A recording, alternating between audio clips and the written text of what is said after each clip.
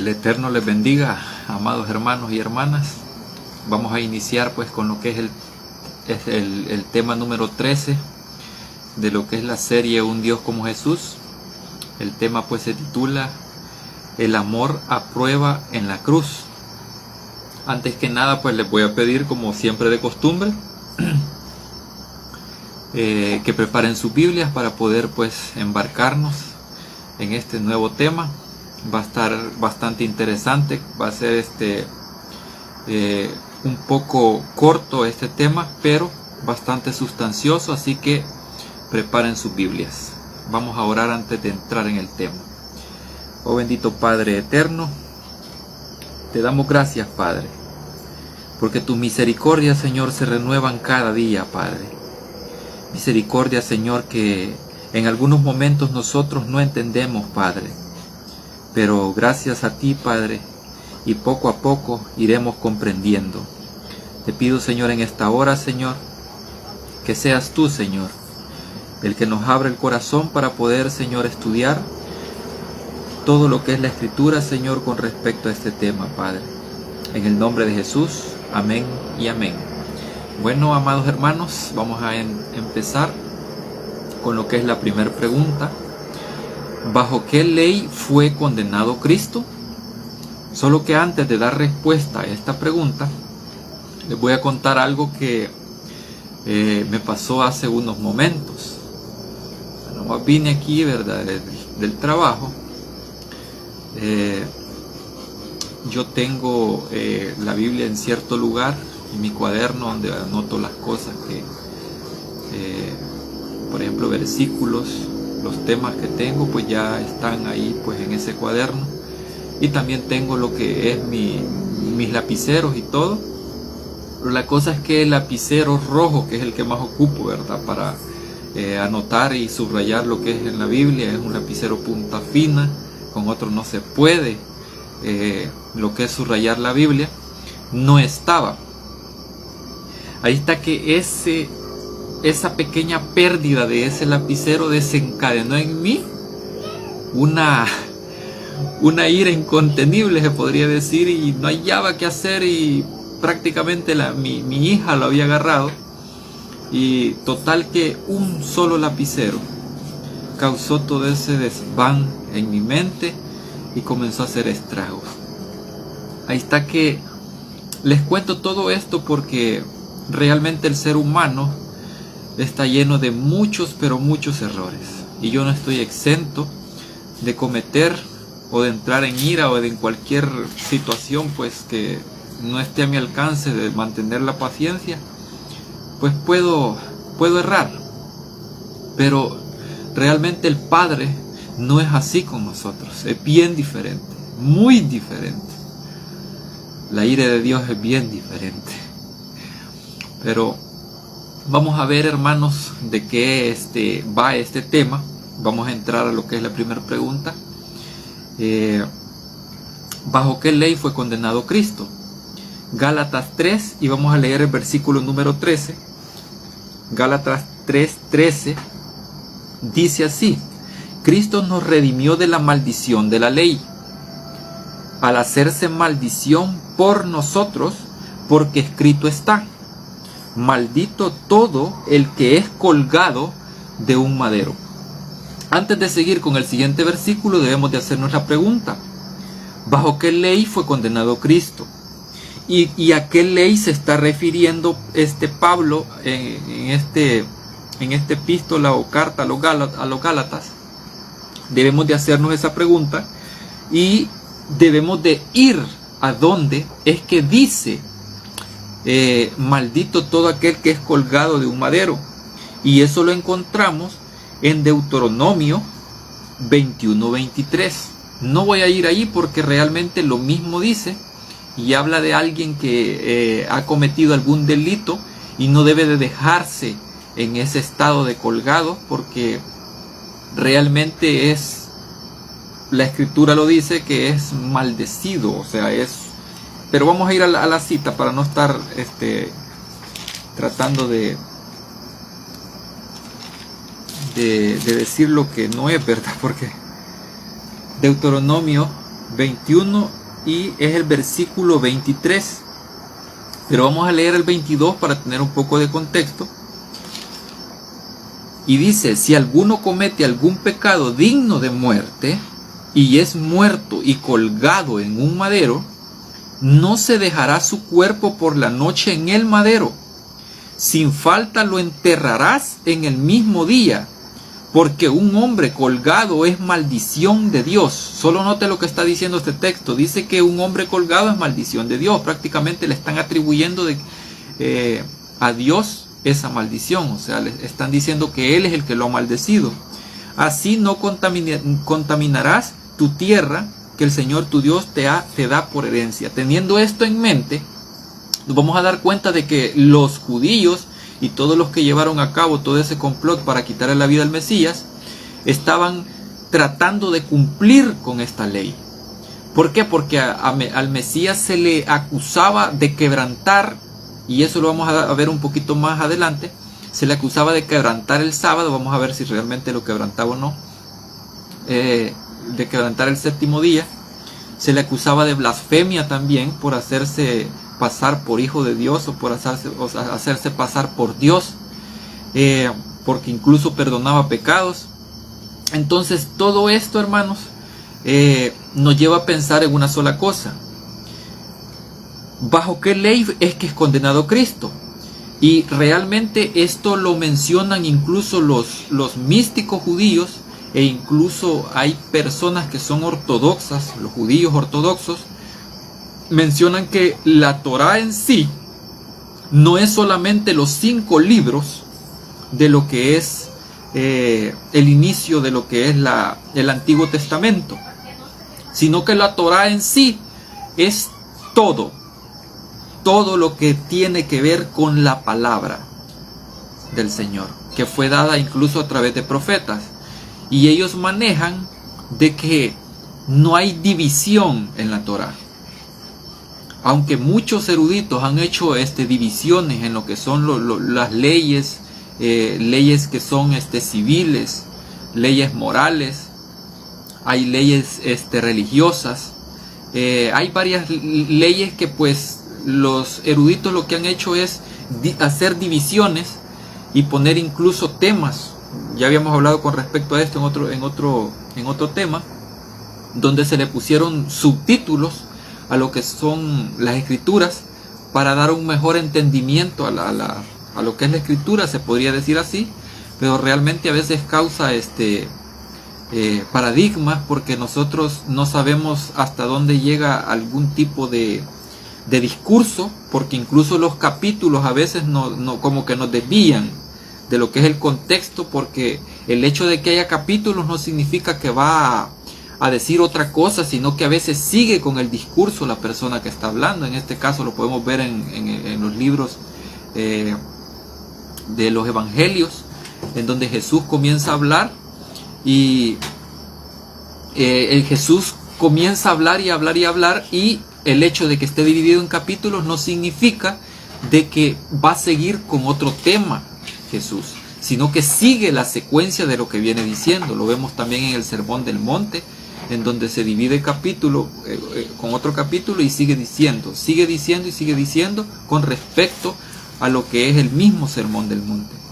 Entonces, teniendo en cuenta el contexto de lo que es en realidad la ley, en este caso la Torá, que no tiene divisiones, yo así lo creo también, no hay divisiones en la ley, sino que es una sola. Esto es una unidad, algo, por ejemplo, muchos dicen que son 613 preceptos, y dentro de esos 613 están los 10 mandamientos, que casi la mayoría se puede, los otros a saber por qué no les gusta mencionarlos, ¿verdad? Pero hay leyes ahí también pues que nos abarcan a nosotros. Así que la ley es una sola, no tiene divisiones en realidad. Nosotros somos los que le hemos puesto divisiones. Pero teniendo en contexto esto de Deuteronomio 21-23, nos damos cuenta bajo qué ley es que es condenado Cristo. Bajo esta ley. ¿Cuál ley? Esta ley que fue interpretada muy mal por los grandes eruditos de este gran tiempo en el cual el Mesías estaba en la tierra. Pero vamos a ver que todo esto era necesario. ¿Pero necesario para qué? Debemos de hacernos esa pregunta. Vamos a ir a Gálatas 4:4. Gálatas 4:4. Y vamos a ver algo que Pablo quiere mostrarnos. Gálatas 4:4. Es cierto que fue escrita a los Gálatas, pero podemos sacar principios de allí. Dice, pero cuando se cumplió el tiempo, Dios envió a su Hijo, nacido de mujer, nacido bajo la ley. Aquí hay algo que notar antes de seguir con lo que es la siguiente cita. Dice que cuando el tiempo se cumplió, Dios envió a su Hijo. Y vemos algo que dice al final Pablo, dice que nacido bajo la ley. Nosotros debemos de hacernos otra vez la pregunta, ¿bajo qué ley nació Cristo? Nació bajo la ley del hombre, incluso él fue circuncidado al 8º día como cualquier niño judío. O sea que nació bajo esa misma ley, fue instruido bajo esa ley también. Por eso es que lo vemos que cuando aparentemente se pierde entre la multitud, los papás lo buscan y en realidad él está con los que enseñan la ley, pero realmente quien estaba enseñando en ese lugar no eran los doctores de la ley, sino que él es el que le estaba enseñando a los doctores. Esto es algo muy interesante porque los niños tienen mucho que enseñar. Y en este caso Cristo, que era el Mesías, estaba dando una gran cátedra a todos estos doctores en el templo. Por eso es que él dijo cuando lo encontraron los padres, ¿por qué me buscáis? ¿Acaso no sabéis que en las cosas de mi Padre tengo que estar? Y las cosas del Padre son mostrar las buenas nuevas de salvación. Y eso es lo que estaba haciendo Jesús a esos doctores de la ley, mostrándoles lo que en realidad era la ley. Vamos a ir a Juan 19:7. Juan 19:7. Juan 19:7. Y dice, respondieron los judíos, nosotros tenemos una ley. Según nuestra ley debe morir, porque se hizo hijo de Dios. Note que aquí aclaran los judíos que por qué debe de morir Jesús. Entonces, si los judíos están diciendo también que tienen una sola ley, según nuestra ley, no dice según nuestras leyes, ellos saben y manejan que es una sola ley. Los rabinos o los doctores o los fariseos de ese tiempo no eran tontos. Ellos sabían de la ley, sabían qué significaba la ley, sabían cómo estaba estructurada la ley y por ende ellos mencionan estas palabras. Entonces, cuando vemos a un judío decir, nosotros tenemos una ley, ¿a qué ley cree que se está refiriendo? Se está refiriendo a todo el Tanaj completo. Cuando digo Tanaj en hebreo, está refiriendo a todo el Antiguo Testamento porque así le llaman ellos. O sea, los judíos así le llaman a todo el Antiguo Testamento, el Tanaj. O sea, es una unidad. Ahí abarca lo que es la Torá, los primeros 5 libros de la Biblia, abarca lo que son los escritos, los profetas, los salmos, todo eso abarca lo que es el Tanaj. Entonces, aquí vemos que ellos mencionan una sola ley. Entonces debemos de hacernos la pregunta otra vez, ¿bajo qué ley fue condenado Cristo? Es bajo esta ley. Pero vamos a ver si realmente ellos interpretaron correctamente las escrituras para llevar a cabo ese sacrificio prácticamente que llevaron a cabo de un ser humano, en este caso Jesús, porque se hizo completamente humano, igual que nosotros, así lo dice la escritura. Pero vamos a pasar a la siguiente pregunta. Ya vimos bajo qué ley fue condenado Cristo. Ahora vamos a ver cómo cumple Cristo esta ley. Ahora vamos a hacer otra pregunta, además de la que acabamos de hacer. ¿Bajo qué justicia es que fue condenado Cristo? Esto lo vamos a contestar también a lo largo de lo que es este estudio. Entonces vamos a ir a Mateo 5:17, más atrás de Juan, el primer evangelio. Mateo 5:17. Y vamos a ver algo interesante. Mateo 5:17. Dice, no penséis que he venido para abolir la ley o los profetas. Note que aquí hace una separación Jesús. Pero es bien extraño que Jesús no diga las leyes. Debemos de poner atención a lo que dice Jesús también. Dice, la ley o los profetas, no he venido a invalidar, sino a cumplir. Y la pregunta decía, ¿cómo cumple Cristo esta ley? Ahora vamos a ir a ver cómo es que la cumple. Lucas 24:44. Lucas 24:44. Dice, después les dijo, estas son las palabras que os hablé, cuando estaba aún con vosotros, que era necesario, note esta palabra, necesario. Aquí hay algo que nos va a dar una pista. Era necesario que se cumpliese todo lo que está escrito de mí en la ley de Moisés. Solo vea lo que está diciendo aquí Jesús. Aquí pone tres paralelos. Pone la ley de Moisés, en los profetas y en los salmos. O sea, está poniendo un paralelo de tres cosas a la vez. Está poniendo la ley de Moisés, los profetas y los salmos. Entonces, la pregunta es, ¿cómo es que va a cumplir todo esto Jesús? ¿Y por qué lo va a cumplir? Debemos de hacernos esas preguntas y vamos a ir al capítulo 18 y versículo 31 del mismo Lucas. Vamos a irnos un poquito más atrás. Lucas 18:31. Y dice que Jesús llevó a los 12 aparte. Note lo que está haciendo Cristo aquí.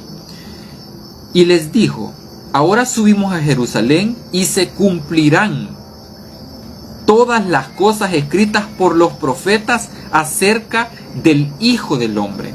La pregunta es, ¿Moisés era un profeta? Claro que era un profeta, porque habló también de lo que habría de acontecer al Mesías venidero. Entonces, la pregunta es, que nos hicimos al principio, ¿bajo qué ley fue condenado Cristo? Es bajo esta ley única que los seres humanos, a través de lo que es el Antiguo Testamento, habían tratado de desenmarañar estos eventos. Incluso Satanás trata de desenmarañar todo lo que va a acontecer.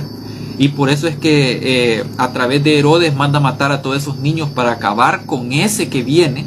Porque él conocía los tiempos, mas no el lugar exacto de donde habría de nacer el Mesías. Entonces, acá vemos un gran problema.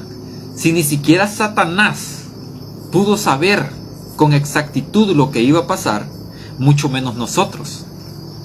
Debemos de pensar eso, porque ahora cualquiera podría decir, no, yo sí sé dónde iba a nacer Jesús. Cualquiera podría decir eso ahora. ¿Pero por qué? Porque lo ha escuchado de otro, porque incluso ha escudriñado las escrituras y ha visto que así es. Porque ha investigado. Podría decir, yo sí lo sé. Pero en aquel tiempo los fariseos, los escribas, ellos estaban viendo en las escrituras cómo es que se iba a cumplir todo esto. Igual nosotros ahora en día, nosotros estamos incluso dando vueltas en círculos para ver en las escrituras. O sea, nosotros estamos interesados en ver el futuro, pero realmente lo que importa es ver lo presente y incluso lo pasado. ¿Por qué digo esto, que es más importante el pasado y el presente? Porque el futuro le compete al Señor. El pasado nos sirve a nosotros para comprender el presente. Debemos de entender eso. El pasado nos compete a nosotros para entender las cosas del presente. Entonces, para que no cometamos los mismos errores que cometieron nuestros padres, debemos de entender y de comprender todo lo que está escrito ahí. No lo vamos a entender a plenitud o perfectamente, pero algo debemos de agarrar de allí para que nos quede como principio y no cometer los mismos errores. Entonces, si bien vemos en el versículo 31, en donde dice él que en Jerusalén es donde se van a comenzar a cumplir todas las cosas escritas que habían escrito los profetas acerca del Hijo del Hombre. Esta es otra forma de llamar al Mesías, Hijo del Hombre. Entonces, ¿cómo es que cumple Cristo la ley? Es muy sencillo.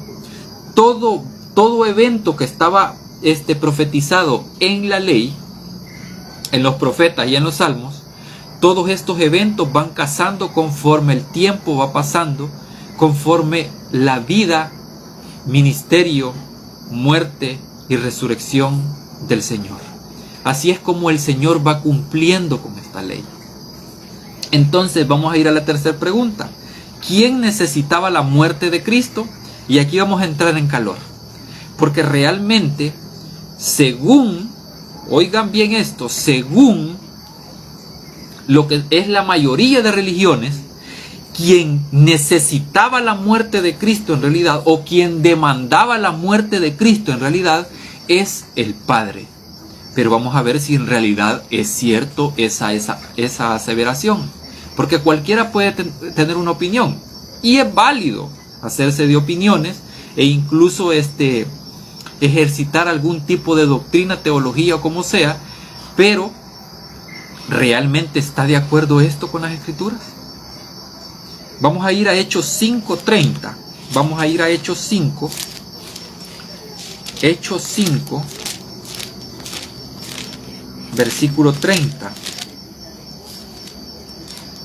Hechos 5:30 dice: el Dios de nuestros padres levantó a Jesús, a quien vosotros matasteis colgándolo en un madero.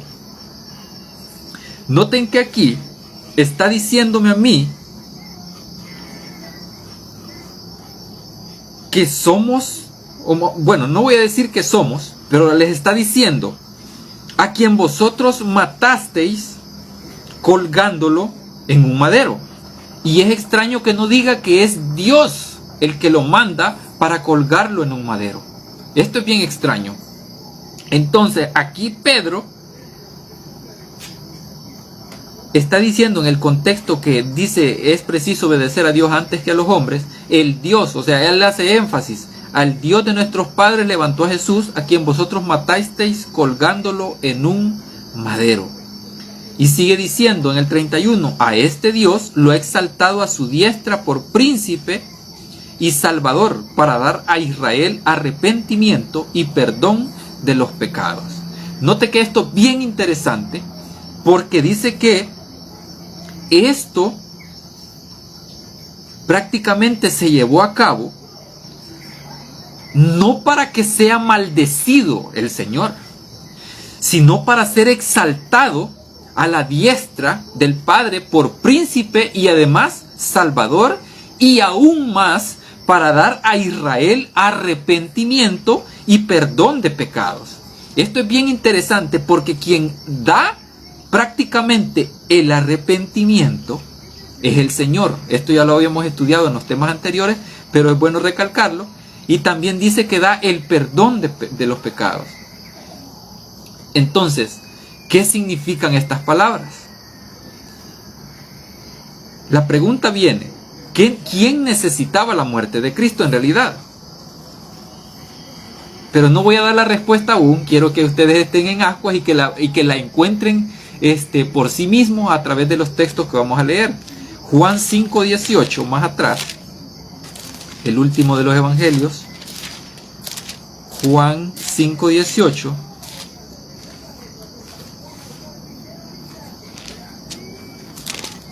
Juan 5:18 dice: entonces, tanto más procuraban los judíos matarlo. Solo note quién lo estaba intentando matar. Porque no solo quebrantaba el séptimo día, sino que también decía que Dios era su propio Padre, haciéndose igual a Dios. O sea, ahora en día, cada uno de nosotros podría decir, bueno, yo puedo decir que mi Padre, el que está en los cielos, es incluso mi papito. Yo lo respeto, es mi papito, yo tengo confianza en él. Por eso es que el Espíritu dice que dentro de nosotros clama Abba Padre, papito, Padre. Yo puedo decir eso, pero ahora en día, ¿quién me va a lanzar piedras a mí? Porque me estoy haciendo hijo de Dios. Hagámonos esa pregunta.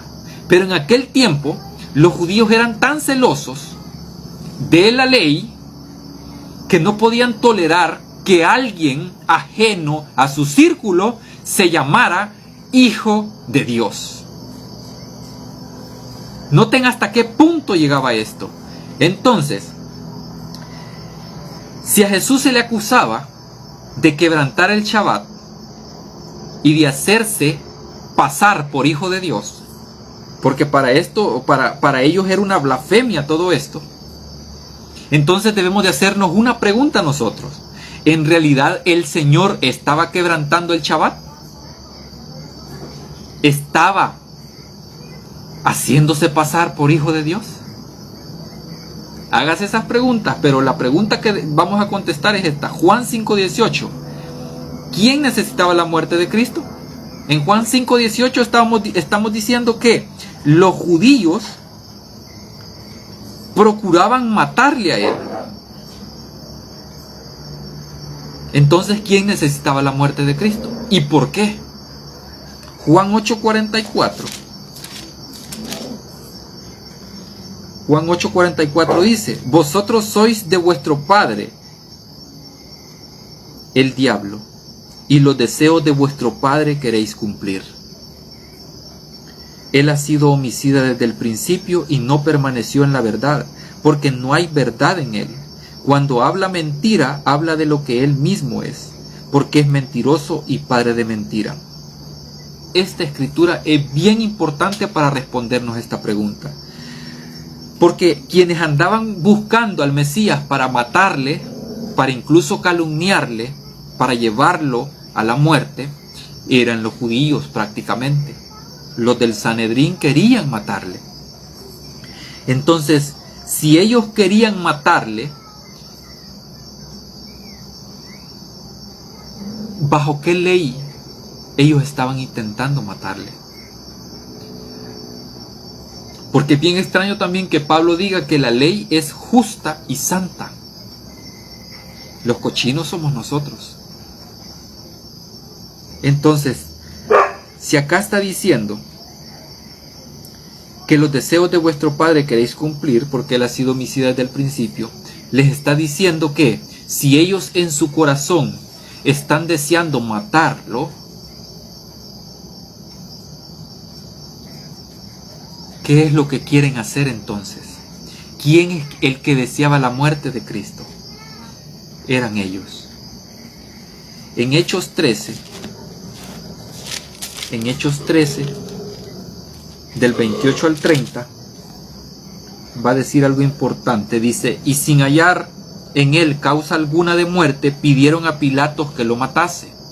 Note que los judíos, incluso al llevarlo a concilio, no le hallaron nada. Prácticamente no le hallaron causa alguna de muerte. Sino que vinieron y como no le hallaron nada, lo que hicieron es llevarlo ante Pilatos para que lo matase. Y habiendo cumplido todas las cosas que de él estaban escritas, lo quitaron del madero y lo pusieron en el sepulcro. Pero Dios lo resucitó de entre los muertos. Aquí hay algo importante también. Noten que aquí ellos estaban cumpliendo prácticamente lo que dice en Deuteronomio, la cita que leímos al principio, creo que era Deuteronomio 21-23, en donde dice que alguien que es alzado en un madero para ser muerto no debe de quedar allí porque está maldecido por Dios. Y claro, nadie quiere ser maldecido por esa ley. Nadie quiere ser maldecido por la ley. Y por ende tienen que hacer lo posible de que se cumpla de alguna forma lo que es la Escritura. Entonces, en Romanos 8:7 dice: porque la inclinación de la carne es contraria a Dios, y no se sujeta a la ley de Dios ni tampoco puede. Aquí hay algo interesante. Dice que la inclinación de la carne es contraria a Dios. La pregunta que debemos de hacernos es esta: Si yo estoy en la condición de los judíos, que estoy deseando la muerte de mi hermano, o en este caso del Mesías, ¿a qué me estoy inclinando yo? ¿A la carne o al espíritu? ¿A la carne o al espíritu? Porque los deseos de la carne implican muerte, implican dolor, implica saciedad de los deseos carnales. Todo eso implica los deseos de la carne. Por eso es que aquí Pablo a los romanos les está diciendo, porque la inclinación de la carne es contraria a Dios. Si nosotros le deseamos la muerte a alguien, esos deseos no vienen de Dios, vienen de nosotros, de nuestro pecado. Entonces, dando respuesta a la pregunta, ¿quién necesitaba la muerte de Cristo? Prácticamente la raza humana. ¿Crees que Dios abandonó a su Hijo en la cruz? Cuarta pregunta. Hechos capítulo 2. Hechos capítulo 2 dice, del 22 al 24, dice: varones israelitas, oíd estas palabras. Jesús Nazareno fue varón aprobado por Dios entre vosotros con milagros, prodigios y señales, que Dios realizó por medio de él entre vosotros, como sabéis. A este, entregado por el determinado designio y previo conocimiento de Dios, esto no quiere decir que porque él conoce los tiempos, él es el que quería la muerte de Cristo, no. Vosotros prendisteis y matasteis por mano de los inicuos y lo crucificasteis. Aquí está otra vez diciendo que prácticamente a los que les está hablando son los que mataron al Mesías. Y Dios lo resucitó, rotos los dolores de la muerte, por cuanto era imposible que fuera retenido por ella. Aquí debemos de hacernos una pregunta. Si Cristo en realidad pecó, debería de perecer y ya no resucitar. Pero realmente Él era justo. Entonces, la muerte es vencida cuando aquel que está muriendo o ha muerto injustamente, la muerte no puede retenerlo. Aquí hay algo interesante también. Aquí vemos que la muerte no respeta aún al más justo sobre la tierra. Y en este caso estoy hablando de Jesús. Jesús era justo, pero la muerte no respetó eso. La muerte lo que quiere es destruir. Pero la muerte no pudo retenerlo. Y por eso es que resucitó. Entonces, la pregunta es, ¿crees que Dios abandonó a su Hijo en la cruz? Según lo que acabamos de leer, no, porque dice que Dios lo resucitó. En Juan 16:32,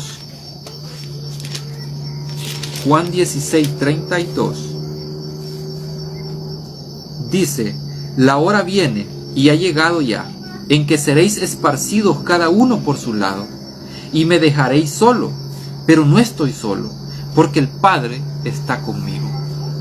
Hay algunos que dicen que el Padre abandonó a su Hijo cuando ya estaba en la cruz. Pero vamos a ver que eso no es cierto. Mateo 27:46. Mateo 27:46 dice: cerca de la hora novena, Jesús exclamó a gran voz: Elí, Elí, lama sabactani. Esto es: Dios mío, ¿por qué me has desamparado? Aquí aparentemente, al leer este texto, podríamos decir que el Padre había abandonado a su Hijo en este estado. Pero realmente lo hizo. Vamos a ver Salmo 22:1. En Salmo 22,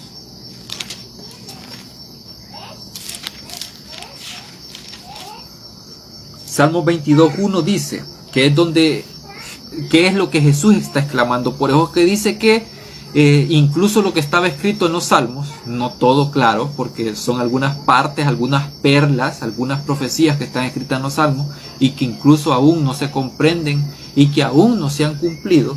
Hay varias cosas que están en los Salmos que no se han cumplido, pero esta sí.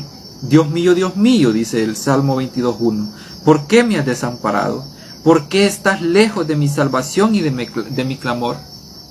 En el versículo 24 dice, porque no menosprecia mi desdeña, la aflicción del angustiado, ni de él esconde su rostro. Cuando clama a él, lo escucha. Aquí este salmo me está diciendo que el Padre nunca deja abandonado a un hijo suyo, sino que siempre está con él, siempre lo escucha. Entonces vemos aquí que la respuesta a esta pregunta es, el Padre nunca abandonó a su hijo, siempre estuvo con él. ¿Qué función cumple la cruz? Segunda de Corintios 5:19, quinta pregunta. Segunda de Corintios,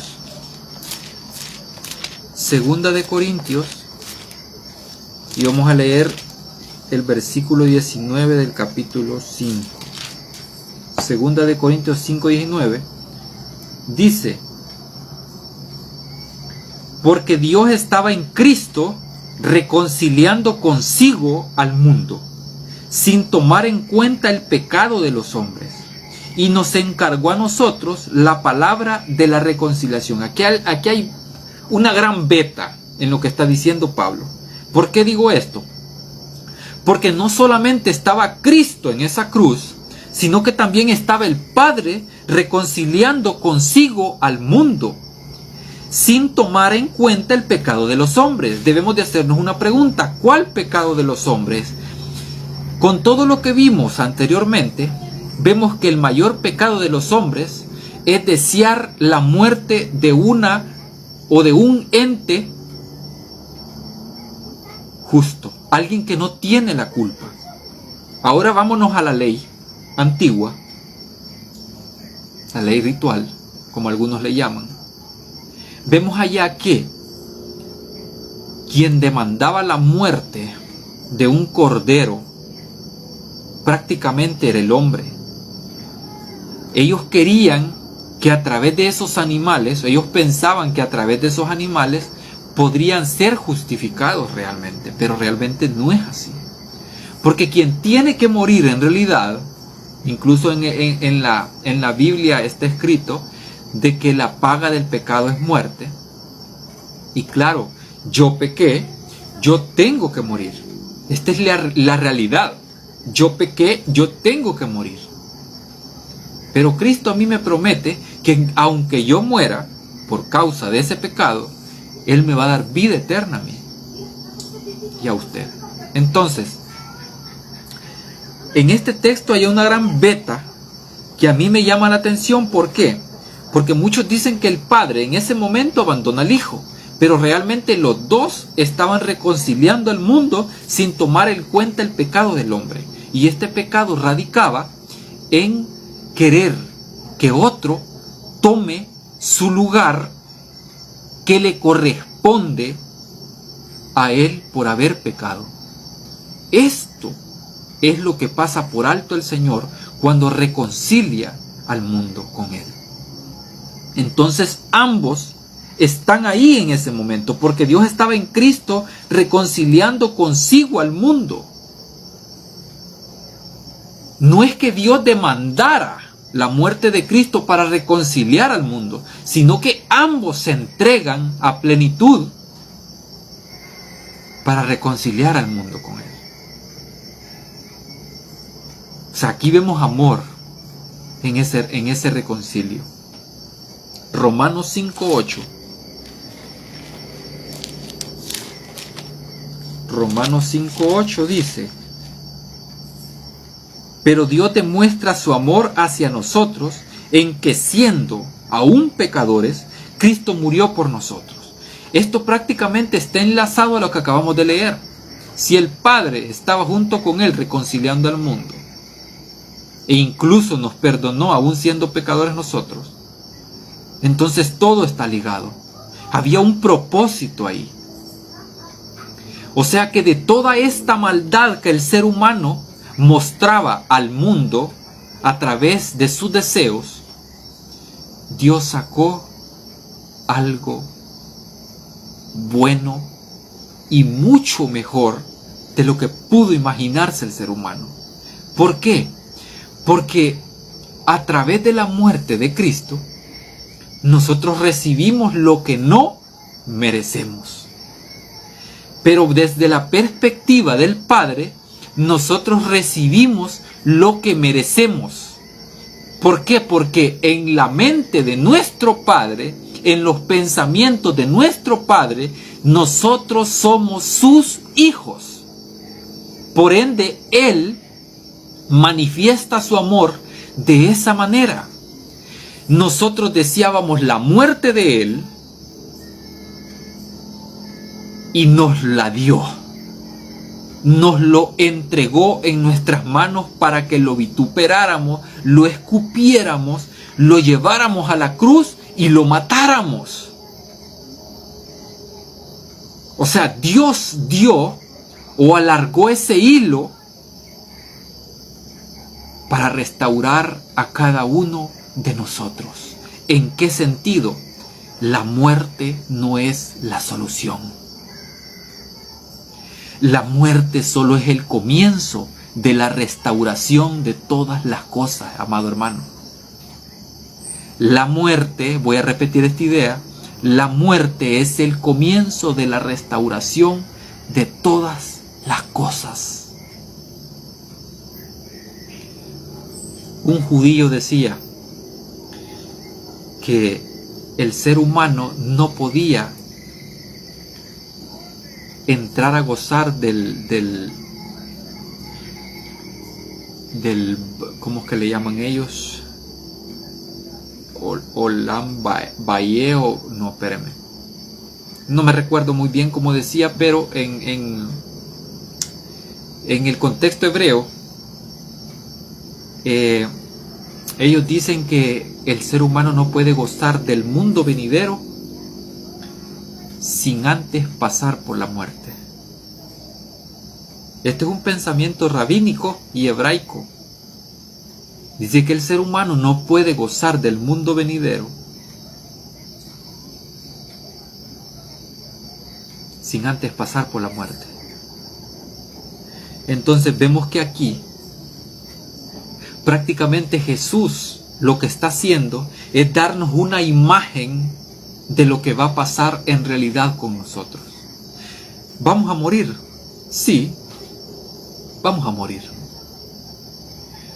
Pero después viene la vida eterna. Viene esa resurrección para vida. Esa es la gran imagen que nos está mostrando Jesús a través de todo ese evento. ¿Qué función cumple la cruz entonces? Según Romanos 5:8, la cruz demuestra amor. Esa es la función de la cruz, demostrar amor. ¿No lo ve todavía? Vamos a ir a la siguiente pregunta. ¿De qué forma la muerte y tortura de Jesús nos muestran el amor de Dios? Lucas 24:7. Lucas 24:7 dice: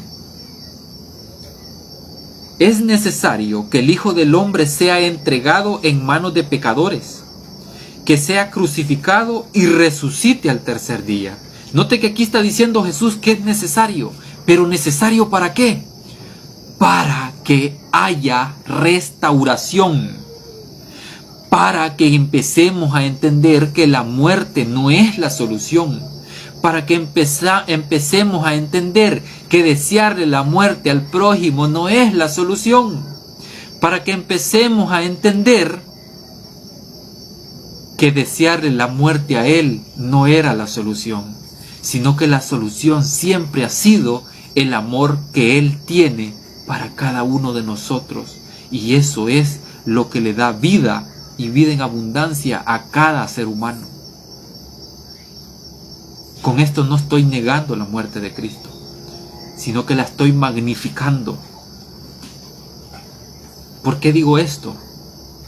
Porque realmente nosotros pensamos de que realmente la muerte de Cristo era necesaria para el Padre, pero en realidad era necesaria para nosotros, aunque no lo mereciéramos. Romanos 8, 31 al 39. Romanos 8 del 31 al 39 dice: ante esto, ¿qué diremos? Si Dios está con nosotros, ¿quién contra nosotros? El que no eximió ni aún a su propio Hijo, sino que lo entregó por todos nosotros, ¿cómo no nos dará junto con Él gratuitamente todas las cosas? O sea, si nos entregó a Jesús, que era su Hijo, ahora no digamos que no nos va a entregar otra cosa que nosotros le pidamos. Claro, no te va a dar un Lamborghini, pero realmente Él nos ha entregado gratuitamente todas las cosas. Debemos de sentirnos dignos de cierta manera, en cierta manera, dignos de ser sus hijos, dignos de ser sus herederos, aunque nosotros no lo merezcamos. Y después el 33 dice: ¿quién acusará a los elegidos de Dios? Solo note, es que Pablo dice las cosas de una manera que cualquiera podría decir: bueno, Pablo, ¿qué me estás diciendo acá? Y dice, y después dice, o sea, el contexto de la pregunta, o sea, porque él está haciendo una pregunta y él mismo da la respuesta. Pero en este caso, lo que hace es dar una afirmación y dice: Dios es el que justifica. Entonces, ¿quién es el que acusa? ¿Quién merece acusar? Si Pablo está diciendo acá, está haciendo una pregunta: ¿quién acusará a los elegidos de Dios? Y él dice, él mismo da respuesta, es una afirmación. Si Dios es el que justifica, ¿quién podrá acusar? Absolutamente nadie podrá acusar a los hijos de Dios. Eso es lo que está dando a entender Pablo aquí. Porque Dios es el que justifica. De ahí dice, ¿quién condenará? Esta es otra pregunta. Y que debemos de hacernos a nosotros mismos también cuando queremos condenar a las demás personas. Cristo es el que murió. Él sí tiene derecho a condenarnos a nosotros. Pero aún así no lo hace. Y nunca lo hará. Más aún, el que también resucitó, el que además está a la diestra de Dios, intercede por nosotros. Si dice aquí, ¿quién condenará? Está dando a entender Pablo, está diciéndoles a las demás personas: no condenen, porque quien murió es Cristo, e incluso es Él el que intercede por cada uno de ustedes. Nadie de nosotros tiene derecho a condenar a otros, ni aun Cristo, que es el que merece o el que tiene la potestad de condenarnos, no lo hace. Ahora no digamos nosotros. De allí sigue diciendo: ¿quién nos separará del amor de Cristo? Noten con qué está amarrando Pablo aquí. Todo lo que está diciendo en ese contexto lo está amarrando con la palabra amor. ¿Por qué lo amarra con la palabra amor y lo hace dentro de una pregunta? ¿Quién nos separará del amor de Cristo?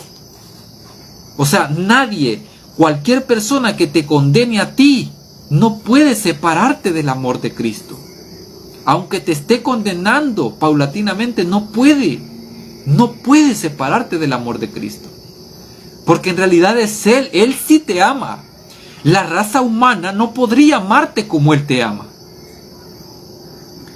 Y después sigue diciendo: ¿tribulación o angustia? ¿Esto te va a separar del amor? No. ¿Persecución o hambre? Tampoco te va a separar. ¿Desnudez, peligro o espada? Tampoco. Como está escrito: por causa de ti afrontamos la muerte todo el día. Somos estimados como ovejas de matadero. ¿Por qué dice Pablo esto? Es muy sencillo. Las personas que no toleran a aquellas personas que hablan con amor y no quieren condenar a nadie, van a decir incluso que lo que merecen es la muerte, porque no predican del infierno, no predican del lago de fuego y azufre, no predican de que todos esos impíos tienen que quemarse y quedar como rostizados ahí en ese evento. O sea, ¿todo eso deberíamos de hacer los que creemos en Cristo? Esta es una pregunta que estoy haciendo. ¿Deberíamos de hacer eso nosotros? ¿Nos toca a nosotros condenar a las personas? ¿Nos toca a nosotros poner bajo un juicio a las personas? En realidad no. Si ni siquiera Cristo lo hace y ni siquiera el Padre lo va a hacer, ¿cómo nosotros? Él sí tiene la autoridad de hacerlo, pero ¿realmente lo hará?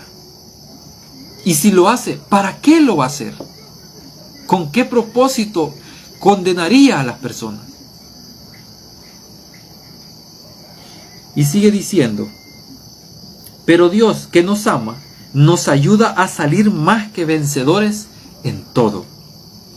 Por eso estoy seguro que ni la muerte, ni la vida, ni ángeles, ni demonios, ni lo presente, ni lo porvenir, ni lo alto, ni lo profundo, ni ninguna otra cosa creada no nos podrá separar del amor de Dios que se halla en Cristo Jesús, Señor nuestro.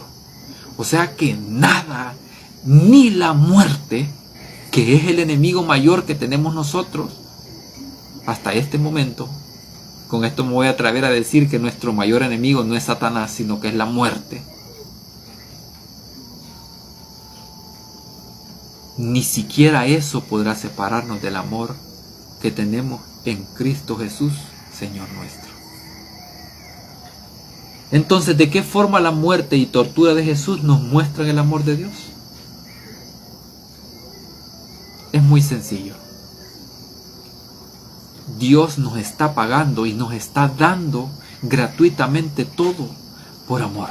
Lo que pasa es que aún no es el tiempo de que todos seamos atraídos hacia Él. Porque eso está escrito.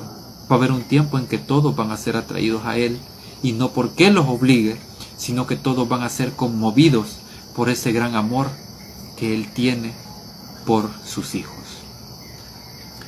En la número 7, que es la última pregunta, dice, ¿por qué Jesús se entregó a sus asesinos? Vamos a ir a Lucas 6, 29 al 31. Lucas 6, 29 al 31. Lucas 6, del 29 al 31.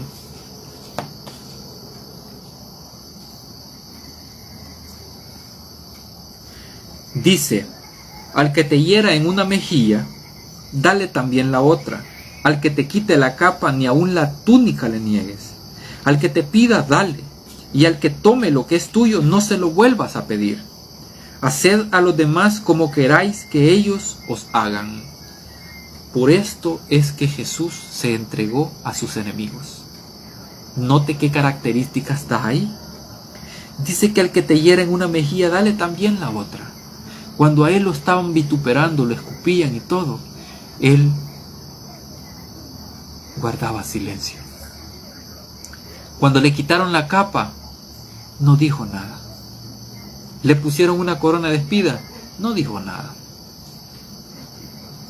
Esa corona de espinas prácticamente era su corona, una corona de dolor, de sufrimiento, y todo por causa de nosotros. Su amor fue tan grande que incluso nosotros pidiéndole que muriese, Él murió. Pero no lo hizo por el simple hecho de morir y ya, sino que lo hizo porque nos amaba. O sea que incluso el Padre nos ama hasta lo sumo, aunque le matemos a su Hijo.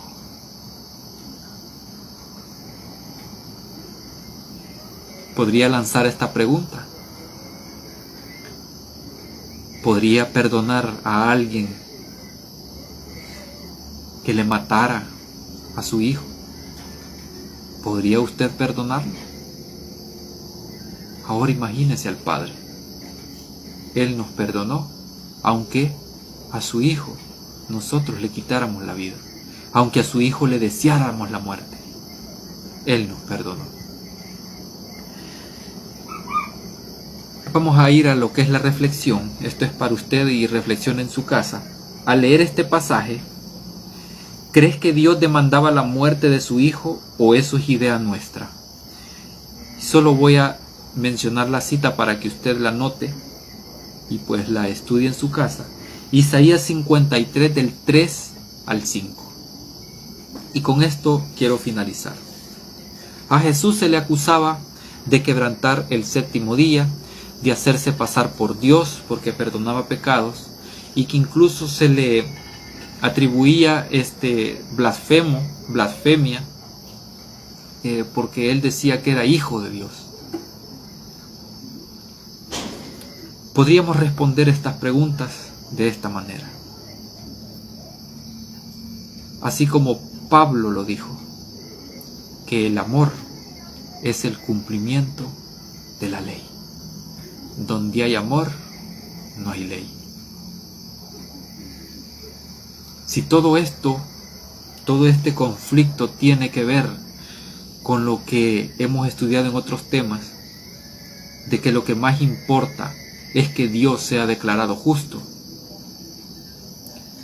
realmente Dios va a ser declarado justo por ese inmenso amor y esas grandes, pero grandes misericordias que tiene para cada uno de nosotros. Así que sintámonos privilegiados de tener un Padre tan, pero tan bondadoso, que incluso no exime a su propio Hijo, aunque se lo pidamos otra vez para poder asesinarlo. Este es el gran amor y la prueba de amor más grande que pudo mostrar el Padre es esa. En la cruz se mostró ese gran amor. Esa fue la mayor prueba de ese amor. Y lo va a seguir demostrando hasta que Él venga. Y lo vamos a seguir entendiendo y lo vamos a seguir estudiando por largos siglos, siglos y siglos, porque aún nos va a faltar mucho, pero mucho para poder entenderlo a la perfección. Y esto es el gran, pero gran amor que tiene por nosotros el Señor. Prácticamente a esto se le llama el ministerio de la reconciliación, el ministerio donde Dios o el Padre está reconciliando al mundo con Él. Así que hasta acá llega este tema, amados hermanos. Espero pues que haya quedado muy claro. Los espero para el próximo tema, que es el número 14, y en este vamos a hablar del verdadero reposo. Así que preparen sus Biblias para el próximo tema y también sus cinturones, porque ese tema va a estar muy, pero muy pesado, en el sentido de prácticamente quebrar con lo que son los paradigmas que tienen la mayoría de religiones. Así que los espero para el próximo tema. Vamos a orar para poder quedar en paz con el Señor.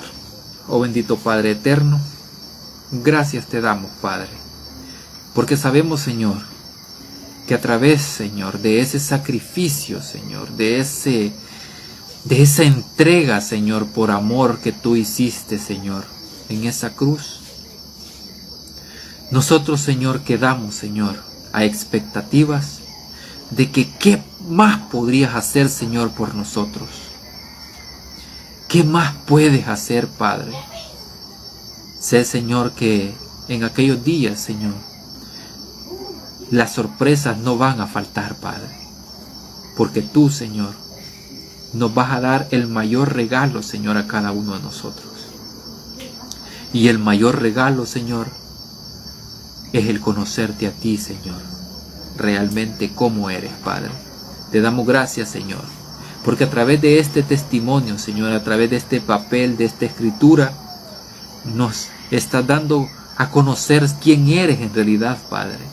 Gracias por ese amor inmenso en el cual nosotros estamos, Señor. Gracias, Señor, por meternos en esa esencia, Señor, que solamente de ti proviene, Padre. Gracias, Señor, en el nombre de Jesús. Amén y amén. Bueno, hermanos, que el Señor me les bendiga y pasen buenas noches.